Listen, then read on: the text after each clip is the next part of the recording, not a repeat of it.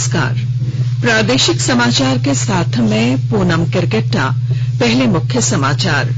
प्रधानमंत्री नरेंद्र मोदी आज सुबह 10 बजे राष्ट्र को करेंगे संबोधित। देश में कोविड रोधी टीकाकरण 100 करोड़ के पार होने पर जश्न का माहौल। देश भर के स्मारकों और प्राचीन धरोहरों को तिरंगे की रोशनी से सजाया गया। राज्य मंत्रिमंडल ने 7 जिलों में कोविड-19 संक्रमण की जांच के लिए विशेष प्रयोगशाला स्थापित करने समेत 17 प्रस्तावों को दी मंजूरी। और मुख्यमंत्री हेमंत सोरेन ने रोजगार सृजन की दिशा में बढ़ाया कदम।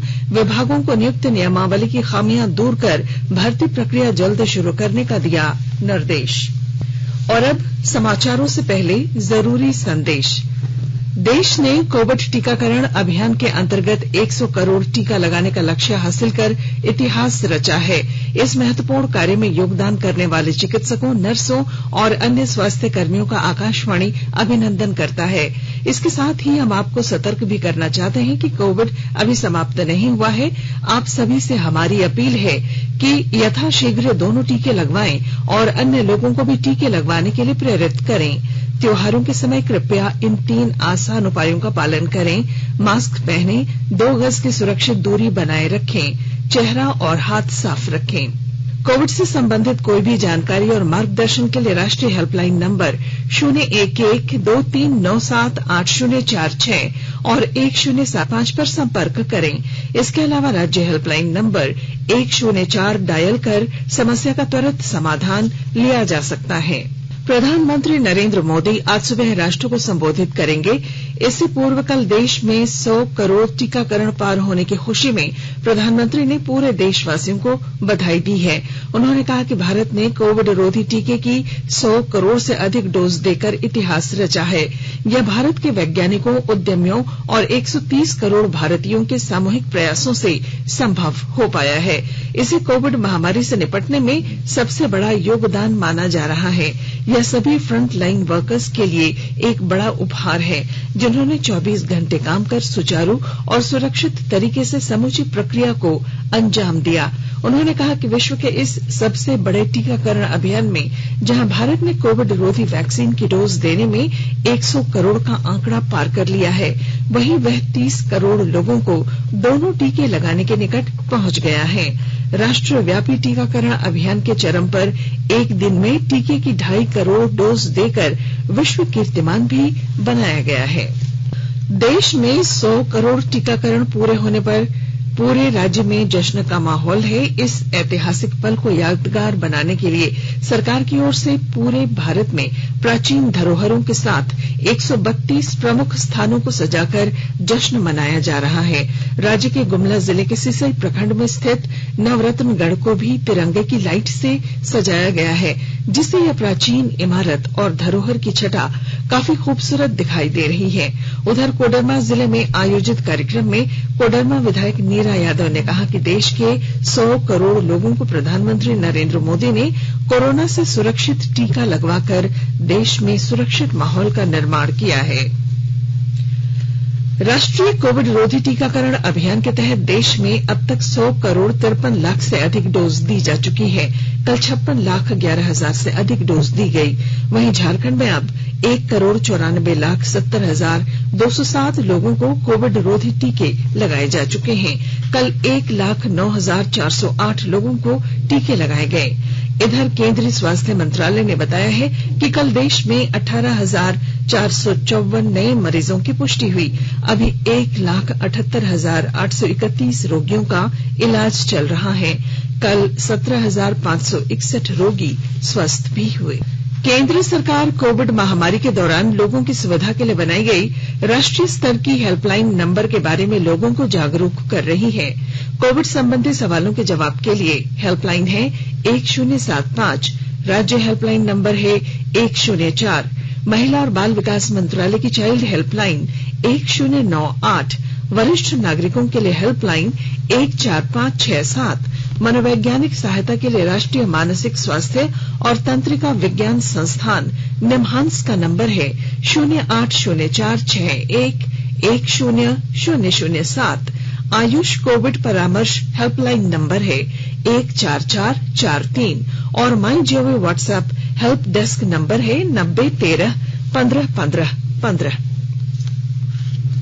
देश के 75वें स्वाधीनता दिवस समारोह के उपलक्ष्य में आजादी का अमृत महोत्सव के अंतर्गत प्रादेशिक समाचार एकांश आकाशवाणी रांची द्वारा स्वाधीनता संग्राम और उसके गौरवशाली इतिहास पर 18 अगस्त से साप्ताहिक अमृत महोत्सव क्विज का शुभारंभ किया गया है।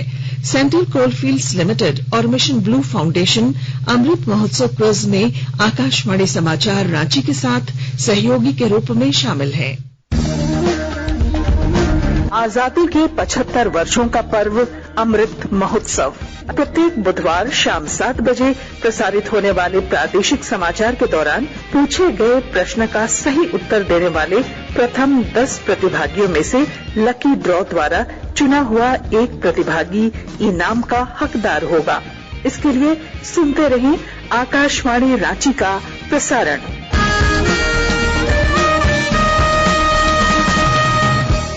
आकाशवाणी के ताजा तरीन समाचारों के लिए आप हमारी वेबसाइट newsonair.com पर लॉग ऑन कर सकते हैं।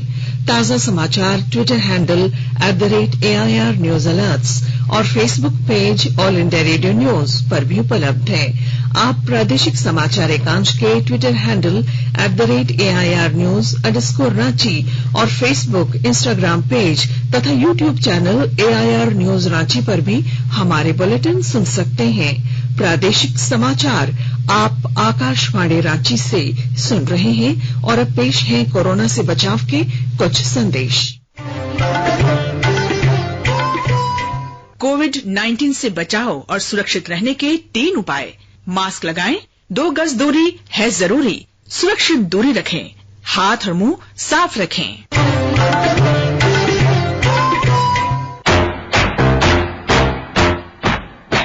चलो मिलकर इस शुरुआत करें, चलो एक फैसला आज करें, मास्क नहीं तो टोकेंगे, कोरोना को रोकेंगे, चलो एक इरादा करते हैं, चलो एक इरादा करते हैं, मास्क नहीं तो टोकेंगे, कोरोना को रोकेंगे।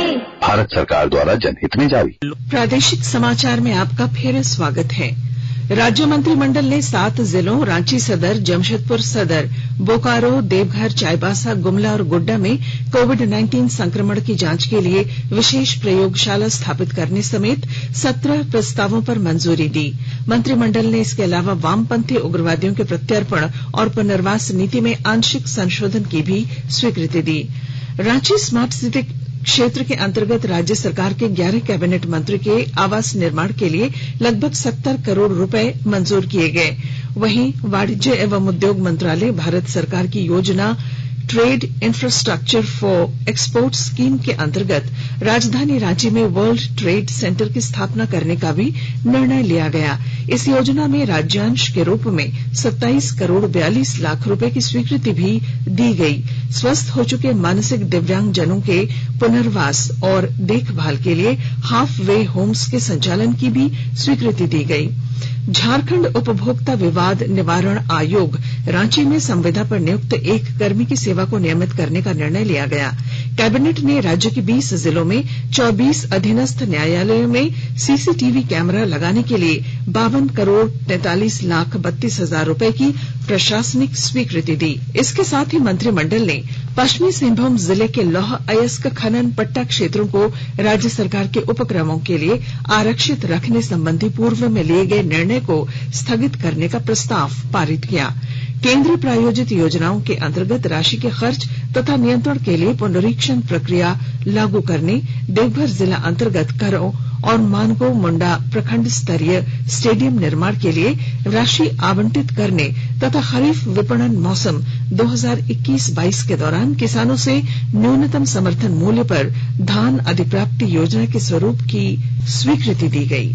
मुख्यमंत्री हेमंत सोरेन ने राज्य के सभी विभागों को नियुक्त नियमावली की विसंगतियों को जल्द दूर कर नियुक्ति प्रक्रिया शुरू करने का निर्देश दिया है। श्री सोरेन कल कार्मिक प्रशासनिक सुधार एवं राजभाषा विभाग विभाग की आयोजित बैठक को संबोधित कर रहे थे। उन्होंने कहा कि राज्य के अधिकांश युवाओं को रोजगार उपलब्ध कराने के लिए सभी विभाग आपस में समन्वय बनाकर नियुक्ति प्रक्रिया में तेजी लाएं। वर्तमान में राज्य सरकार के विभिन्न विभागों के हजारों पद खाली हैं। खूंटी जिले के उपायुक्त शशि रंजन कल कर्रा प्रखंड के अति उग्रवाद प्रभावित बकसपुर पंचायत के रेगरे तेतरटोली गांव पहुंचे। उपायुक्त ने रेगरे तेतरटोली में खाली पड़ी जमीन पर खेती कर रहे किसानों का उत्साह बढ़ाया। उन्होंने किसानों के साथ लेमन ग्रास का पौधा भी लगाया। हमारी खूंटी संवाददाता ने बताया है कि जिला प्रशासन और सेवा वेलफेयर सोसाइटी के सहयोग से बकसपुर पंचायत के किसान 60 एकड़ में लेमन ग्रास की खेती कर रहे हैं। इस मौके पर उपायुक्त ने जिले के खाली और असिंचित भूमि का उपयोग कर गांव के लोगों की आय बढ़ाने पर जोर दिया। उन्होंने कहा कि लेमन ग्रास की खेती से एक साल में प्रति एकड़ 90,000 से 1 लाख रुपए तक का मुनाफा होता है। ऐसे में पंचायत क्षेत्र में 60 एकड़ में खेती हो रही है तो प्रतिवर्ष 50 से 60 लाख रुपए की आमदनी होगी। केंद्रीय मंत्रिमंडल ने केंद्र सरकार के कर्मचारियों और पेंशन भोगियों को महंगाई भत्ते की एक और किश्त जारी करने को मंजूरी दे दी है। महंगाई भत्ता 3% बढ़ाकर 28 से 31% कर दिया जाएगा। सिमडेगा जिले में 11वीं राष्ट्रीय जूनियर महिला हॉकी प्रतियोगिता के दूसरे दिन कल महाराष्ट्र की टीम ने गुजरात को 23 गोल से पराजित कर दिया। गुजरात कोई गोल नहीं कर सकी। वहीं ओडिशा की टीम ने हिमाचल प्रदेश को 12-0 से पराजित किया। प्रतियोगिता का पहले दिन कर्नाटक की टीम ने बंगाल को 16-0 से, पंजाब ने पुडुचेरी को 18-0 से और असम ने राजस्थान को 6-0 से पराजित किया। वहीं मेजबान टीम झारखंड ने तमिलनाडु को 8-1 से पराजित कर दिया। और अब अखबारों की सुर्खियां। राज्य से प्रकाशित लगभग सभी अखबारों ने देश में 100 करोड़ टीकाकरण की उपलब्धि की खबर को प्रमुखता से प्रकाशित किया है। इसके अलावा अखबारों ने इन खबरों को भी प्रमुखता दी है। प्रभात खबर ने राज्य मंत्रिमंडल के लिए गए निर्णय को पहले पेज पर जगह दी है। लिखा है, सचिवालय और पुलिस में नौकरी के लिए झारखंड से मैट्रिक और इंटर की पढ़ाई जरूरी।